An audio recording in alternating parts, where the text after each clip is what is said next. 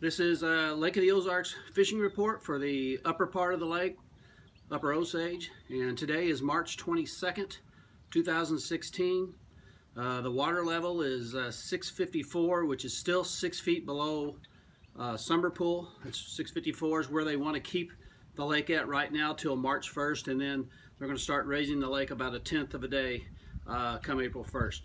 Water temperature has actually cooled off a little bit from last week. Last week, the water temperature, we were getting temperatures as high as 55 degrees in the afternoon.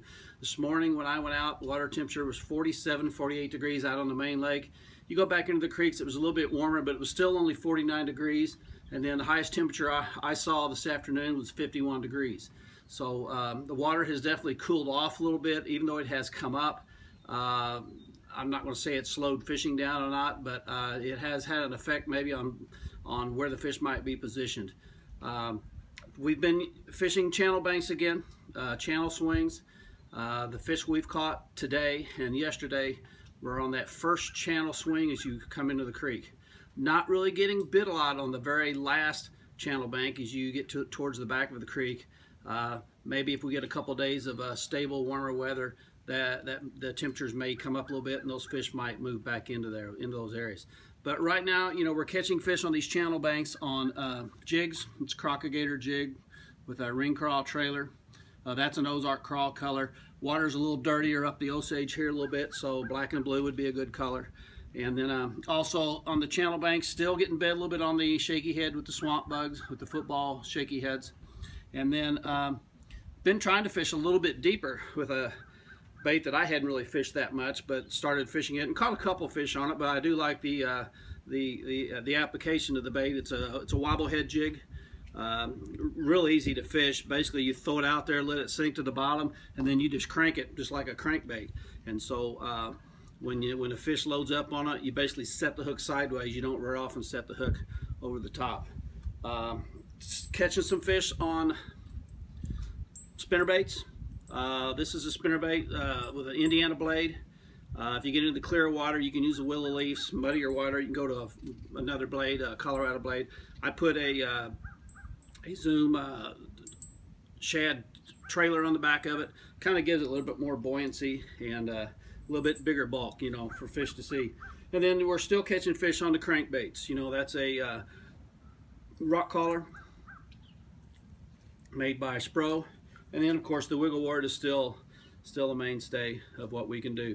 You can pretty much stay with natural colors. I got this bait out, this orangish red bait, because in the Upper Osage area, most of the creeks are still fairly dirty. And when you come inside the first channel swing and you're cranking that first channel swing just inside the cove, that water's still a little bit dirty because the main lake is pretty dirty.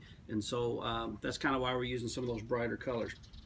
Square bill crankbaits right now are, I'm probably catching more fish on a square bill crankbait in 49, 50 degree water than I am anything else.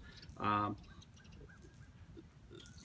thing about the square bill is that it'll deflect off objects, logs, rocks, and kind of trigger that strike. And to give you an example, today I was fishing down a channel bank, first channel banks that came in a cove, and I was pitching a jig, went down the bank, didn't really get bit on the jig, turned around, came back, had a square bill crankbait on, and drew a reaction strike and caught a pretty nice fish. Let me show it to you.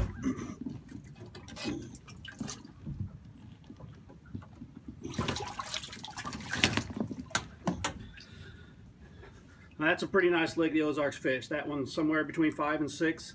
That fish right there is the fish that I went down a channel bank, came inside of a cove, pitched a jig, which is what I like to do. Didn't get bit on the jig, didn't catch one fish on that bank, came back with a square bill, deflecting it off the banks, and that fish loaded up, and then I had 2 others after that. And the square bill I was using was actually a Strike King 2.5, but any type square bill you use will work. And then the chartreuse colors is good up here in this water clarity, and you can usually get bit on that color right there. You know, where I caught that fish is, for you guys that might be fishing the Big Bass Bash in another month, where I caught that fish is in the very same places where I used to catch a fish that when I weighed one in for the bash, when I was able to fish it before I started guiding. These fish, especially a lot of the big fish, will come to the same banks every year and spawn. You can just count on it like clockwork. And it may not be the same fish, of course, if you've caught it and taken it to a live well, or to put it in live well and then take it to a weigh-in. But these fish will come to the same banks because these are prime banks. These are good spots. And one thing you want to know about big fish is that they usually are going to hang out close to deep water. And that fish was caught in 2 foot of water, 3 foot of water, but it was probably anywhere from 8 to 15 feet behind me out in the mouth of a cove. And so, like I said, I caught that fish when you first came in on that channel bank. So we're supposed to get some stable weather here in the next few days. Lake the Ozarks, 70 degrees today, extremely windy, kind of limited to fishing the coves. It's very hard to fish the main lake because we've got 20 to 30 mile an hour winds with gusts over 40. I wouldn't wish that on anybody. And so we're kind of limited to fishing the coves, but we can still get bit fishing that first channel bank when you come inside the coves, and throwing a square bill, throwing a jig, and you know, just spinnerbait's a good choice too in this dirty water. So good luck in your fishing. I'll send another report next week. Be careful. Always wear your life jacket, and take care.